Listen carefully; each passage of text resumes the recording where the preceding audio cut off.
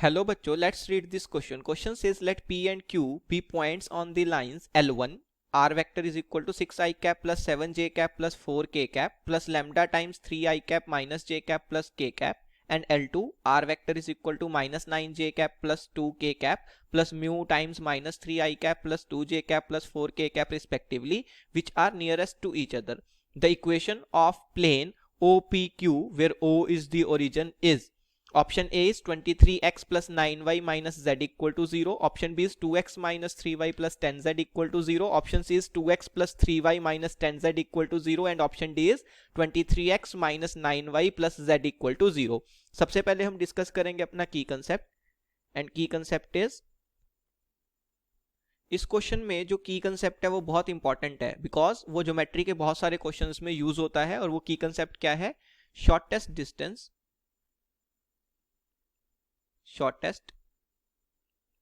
Distance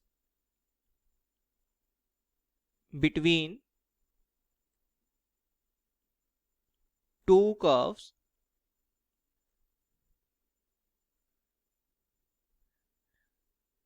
lies along their common normal. Okay, कोई भी दो कर्व्स अगर हम लेते हैं तो उनके बीच का जो शॉर्टेस्ट डिस्टेंस होगा lies along their common normal. अब हमें क्वेश्चन में क्या बोल रहा है कि जो पॉइंट P है वो लाइन L1 पे लाई कर रहा है, पॉइंट Q जो है वो लाइन L2 पे लाई कर रहा है, such that they are nearest to each other. इसका क्या मतलब है कि P और Q को अगर मैं ज्वाइन कर दूं तो मेरे को लाइन L1 और लाइन L2 के बीच का शॉर्टेस्ट डिस्टेंस मिलना चाहिए. मींस PQ जो है वो लाइन L1 और L2 का कॉमन नॉर्मल होगी. यूजिंग आवर की कंसेप्ट मैं ये बोल सकता हूं. और ये पॉइंट अगर हमने समझ लिया, अब हम क्वेश्चन को सॉल्व कर सकते हैं. सबसे पहले देखो, L1 की जो इक्वेशन है वो क्या दी हुई है हमें? R vector is equal to 6i cap plus 7j cap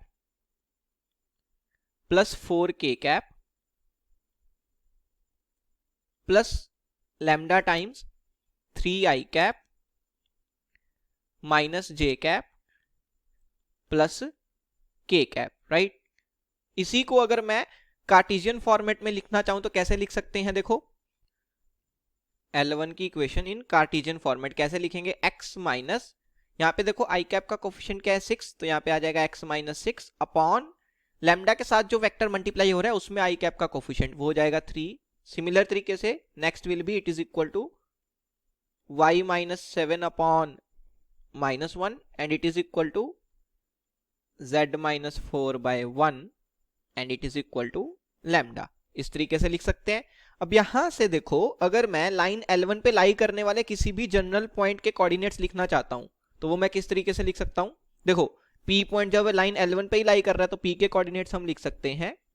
x coordinate क्या आ जाएगा? 3 लैम्डा प्लस 6. y कोऑर्डिनेट क्या आ जाएगा? Minus lambda plus 7. And z coordinate क्या आ जाएगा? Lambda plus 4. तो इस तरीके से मैं P पॉइंट के कोऑर्डिनेट्स एज्यूम कर सकता हूं बिकॉज P पॉइंट जो है वो लाइन L1 पे लाई कर रहा है. नेक्स्ट, अब हमें लाइन L2 की इक्वेशन भी गिवन है. वो क्या है? L2 की इक्वेशन है R vector is equal to minus 9j cap plus 2k cap. So minus 9j cap plus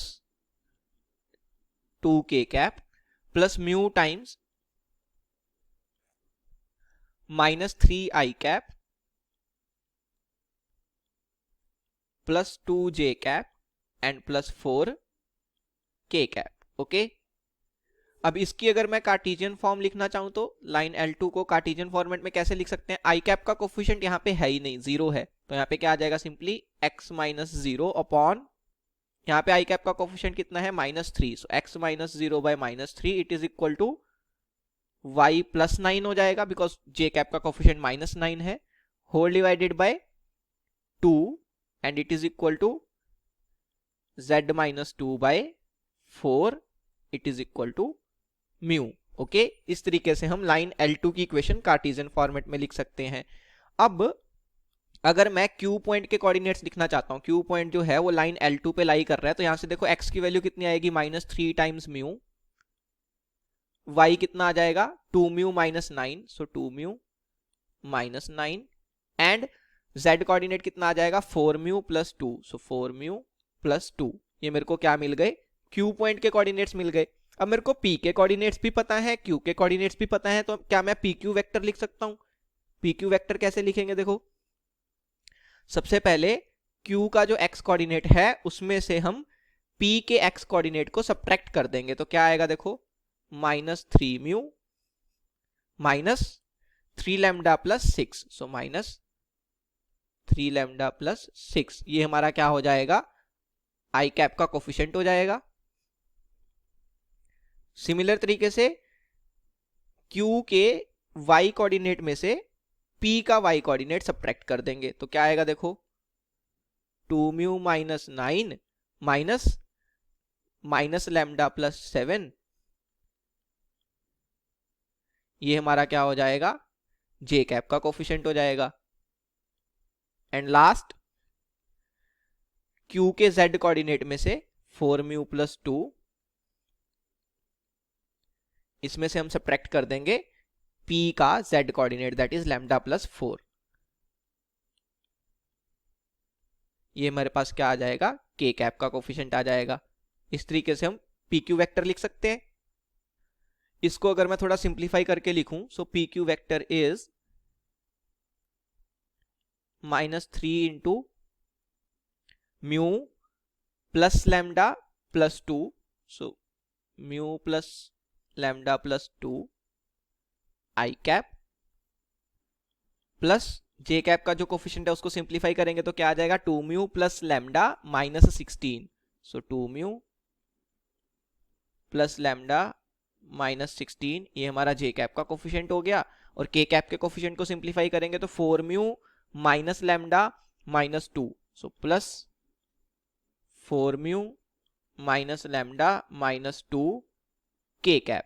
ये मेरे पास क्या आ गया पी क्यू वेक्टर आ गया। अब अभी हमने देखा कि P और Q क्या होने चाहिए नियरेस्ट टू ईच अदर। उसके लिए यूजिंग आवर की कंसेप्ट में क्या बोल सकता हूं कि जो PQ वेक्टर है वो लाइन L1 के भी परपेंडिकुलर होना चाहिए, लाइन L2 के भी परपेंडिकुलर होना चाहिए, बेसिकली दोनों का कॉमन नॉर्मल होना चाहिए। तो हम क्या देख सकते हैं कि L1 लाइन जो है वो पैरेलल होगी इस वेक्टर के 3i कैप माइनस जे कैप प्लस के कैप। इसको लेट से मैंने B1 वेक्टर लिख लिया। सो B1 vector is 3i cap minus J cap, so 3i cap minus J cap plus के कैप। एंड लाइन L2 जो होगी वो इस वेक्टर के क्या होगी पैरेलल होगी। तो इसको लेट से मैंने B2 वेक्टर लिख लिया। And B2 vector is minus 3i cap plus 2j cap plus 4k cap. अब क्योंकि PQ वेक्टर लाइन L1 और L2 दोनों के परपेंडिकुलर है तो B1 वेक्टर और B2 वेक्टर के परपेंडिकुलर होगा।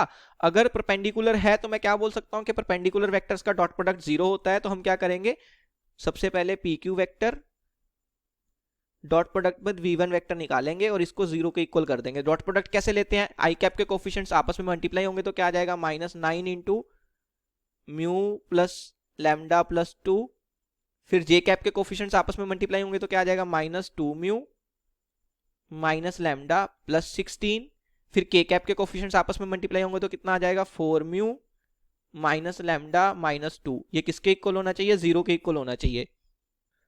यहां से देखो म्यू का कोफिशिएंट क्या बनेगा -9 -2 plus 4, that will be -7 mu. फिर लैम्डा का कोफिशिएंट क्या बनेगा -9 -1 -1, that will be -11, so -11 lambda. And constant term क्या बनेगी -18 plus 16 -2, that will be -4 equal to 0।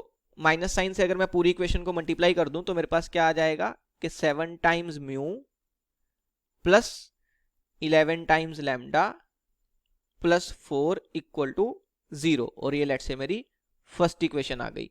फिर हम क्या करेंगे, PQ वेक्टर का B2 वेक्टर के साथ डॉट प्रोडक्ट लेंगे। सो PQ vector dot product with B2 vector, ये भी क्या होना चाहिए 0 होना चाहिए। सबसे पहले डॉट प्रोडक्ट लेते हैं। B2 वेक्टर में आई कैप का कोफिशिएंट कितना है -3 और पी क्यू वेक्टर में आई कैप का कोफिशिएंट ये लिखा हुआ है, तो क्या आ जाएगा 9 times mu plus lambda plus 2, फिर जे कैप के कोफिशिएंट्स आपस में मल्टीप्लाई होंगे तो +2 टाइम्स 2 म्यू प्लस लैम्डा -16, फिर के कैप के कोफिशिएंट्स आपस में मल्टीप्लाई होंगे तो +4 टाइम्स 4 म्यू माइनस लैम्डा -2, ये मेरे पास डॉट प्रोडक्ट आ जाएगा, इसको इक्वल टू 0 करना है। तो यहां से देखो म्यू का कोफिशिएंट क्या बन रहा है, 9 + 4 + 16, दैट विल बी 29 म्यू, फिर लैम्डा का coefficient 9 + 2 - 4, that will be 7 lambda, constant term will be 18 - 32 - 8, that will be -22, और ये इक्वल टू 0 होना चाहिए। ये मेरे पास सेकंड इक्वेशन आ गई। अब लैम्डा और म्यू में हमारे पास दो इक्वेशंस हैं, हम लैम्डा और म्यू की वैल्यू निकाल सकते हैं। इन दोनों इक्वेशंस को आपस में सॉल्व करने के लिए मैंने क्या किया, फर्स्ट इक्वेशन को मल्टीप्लाई किया 7 से, सो क्या आ जाएगा 49 times mu plus 77 times lambda plus 28 equal to 0, और इक्वेशन 2 को मैंने क्या किया 11 से मल्टीप्लाई कर दिया, तो मेरे पास आ गया 319 times mu plus 77 times lambda minus 22 को 11 से मल्टीप्लाई करेंगे तो कितना आ जाएगा 242 इक्वल टू 0। अब हमने क्या किया, इन दोनों इक्वेशंस को सब्ट्रैक्ट कर दिया। सो 49 म्यू में से अगर मैं 319 म्यू सब्ट्रैक्ट करता हूं, लेट्स से मैंने क्या किया, इस इक्वेशन को सब्ट्रैक्ट कर दिया ऊपर वाली इक्वेशन में से, तो क्या बनेगा देखो, सबसे पहले 49 - 319 माइनस 270 टाइम्स म्यू, लैम्डा की जो टर्म्स है वो कैंसिल आउट हो जाएंगी, एंड कांस्टेंट टर्म क्या बन जाएगी 28 माइनस माइनस प्लस हो जाएगा, सो 28 + 242, वो भी कितना आ जाएगा 270, इट इज इक्वल टू 0। तो यहां से देखो 270 times mu is equal to 270, तो म्यू की वैल्यू कितनी आ जाएगी 1 आ जाएगी। सो म्यू की वैल्यू मेरे को कितनी मिल गई 1 मिल गई। अगर मैं म्यू को 1 डाल देता हूं लेट्स से इस इक्वेशन में, तो मेरे पास क्या आ जाएगा 7 + 4 11 बन जाएगा, सो 11 लैम्डा प्लस 11, ये 0 आ गया, तो यहां से लैम्डा कितना आ जाएगा, लैम्डा मेरे पास -1 आ जाएगा। तो म्यू की वैल्यू 1 आ गई और लैम्डा की वैल्यू -1 आ गई। अब अगर मेरे को म्यू और लैम्डा की वैल्यूज पता है तो मैं पी और क्यू पॉइंट के कोऑर्डिनेट्स लिख सकता हूं। पी पॉइंट के कोऑर्डिनेट्स क्या होंगे देखो, 3 लैम्डा प्लस 6, लैम्डा कितना है -1, तो एक्स कोऑर्डिनेट हो जाएगा 3, कोमा वाई कोऑर्डिनेट क्या होगा माइनस लैम्डा प्लस 7, लैम्डा कितना है -1, तो 7 + 1 हो जाएगा, that will B 8, and z coordinate is lambda plus 4, lambda अगर -1 है तो z कोऑर्डिनेट 3 हो जाएगा। सो 3, 8, 3 ये p के कोऑर्डिनेट्स हो गए। q के कोऑर्डिनेट्स क्या होंगे, -3 टाइम्स म्यू, म्यू की वैल्यू 1 है तो सिंपली -3 हो जाएगा x coordinate. Next y coordinate will be 2 times mu -9, mu को 1 डाल देंगे तो 2 - 9 that will be -7, so -3, -7, comma 4 mu plus 2 that will be 4 + 2 6, तो ये मेरे पास q के कोऑर्डिनेट्स आ गए। हमें बतानी थी equation of plane OPQ, p और q के कोऑर्डिनेट्स मिल ही गए, ओरिजिन के कोऑर्डिनेट्स क्या होंगे 0, 0, 0। अब मैंने क्या किया, प्लेन की इक्वेशन एज्यूम कर ली। जनरल इक्वेशन ऑफ प्लेन क्या होती है, ax + by + cz equal to d, ये मैंने प्लेन की इक्वेशन एज्यूम कर ली। अब हमें पता है कि सबसे पहले तो प्लेन जो है वो ओरिजिन से पास करेगा, तो मैं अगर ओरिजिन के कोऑर्डिनेट्स यहाँ पे सब्स्टिट्यूट करवाता हूं तो मेरे पास क्या आ जाएगा देखो, x, y और z तीनों को 0 डाल देंगे, सो a × 0 विल बी 0, b × 0 वो भी 0 हो जाएगा, एंड c × 0 भी 0 हो जाएगा। तो लेफ्ट हैंड साइड पे 0 और राइट हैंड साइड पे d बचेगा, तो यहां से मेरे पास क्या आ गया कि d की वैल्यू कितनी होनी चाहिए 0 होनी चाहिए। ठीक है, d = 0 आ गया, तो इक्वेशन क्या बन गई अब, ax + by + cz equal to 0। अब हम क्या करेंगे, p पॉइंट के कोऑर्डिनेट सब्स्टिट्यूट कर देंगे, बिकॉज प्लेन p पॉइंट से भी पास करना चाहिए। 3, 8, 3, तो क्या आ जाएगा 3 times a plus 8 times b plus 3 times c equal to 0। फिर q के कोऑर्डिनेट्स भी हम सब्स्टिट्यूट कर देंगे, -3 -7 6, तो क्या बन जाएगा -3 times a -7b plus 6c equal to 0। अगर इन दोनों इक्वेशंस को हम ऐड कर दें तो 3a और -3a कैंसिल हो जाएगा, 8b -7b वो b बन जाएगा, प्लस 3c प्लस 6c वो 9c बन जाएगा। सो b प्लस 9c 0 आ गया, तो यहाँ से b की वैल्यू कितनी आ गई मेरे पास, -9 टाइम्स c आ गई। अब यही वैल्यू अगर मैं फर्स्ट इक्वेशन में सब्स्टिट्यूट करता हूं, 3 times a plus 8 into b, so plus 8 into b की वैल्यू कितनी आ गई, -9c plus 3c equal to 0। तो यहां से क्या बनेगा, ये टर्म बन जाएगी -72 times c plus 3c, that will B -69c। उसको भी मैं राइट हैंड साइड पे ले जाऊंगा। सो 3 times a is equal two plus 69 times c। 3 से अगर मैं डिवाइड कर दूं तो a की वैल्यू कितनी आ जाएगी, a इज इक्वल टू 69 को 3 से डिवाइड किया तो कितना आ जाएगा, 23 टाइम्स c। तो a की वैल्यू भी मेरे पास c की टर्म्स में आ गई, b की वैल्यू भी c की टर्म्स में आ गई। अब यही दोनों वैल्यूज अगर मैं प्लेन की इक्वेशन में सेटिस्फाई करता हूं तो प्लेन की इक्वेशन क्या बनेगी, देखो a times x, so 23 into c times x, then b times y, so -9cy plus c times z equal to 0। यहां से अगर मैं c कॉमन ले लूं तो क्या आ जाएगा, c into 23x minus 9y plus z equal to 0। अब c की वैल्यू 0 नहीं हो सकती, बिकॉज अगर c 0 हो गया तो a और b भी 0 हो जाएंगे, तो 0 इक्वल टू 0 वो तो प्लेन की इक्वेशन बनेगी नहीं। तो बचा क्या, सिर्फ और सिर्फ 23x minus 9y plus z equal to 0। और ये मेरी क्या आ गई, प्लेन OPQ की इक्वेशन आ गई। और यही मेरे को निकालना था, कौन सी ऑप्शन मैच कर जाएगी, option D 23x minus 9y plus z equal to 0 is my final answer. Hope you understood it well, best of luck, thank you.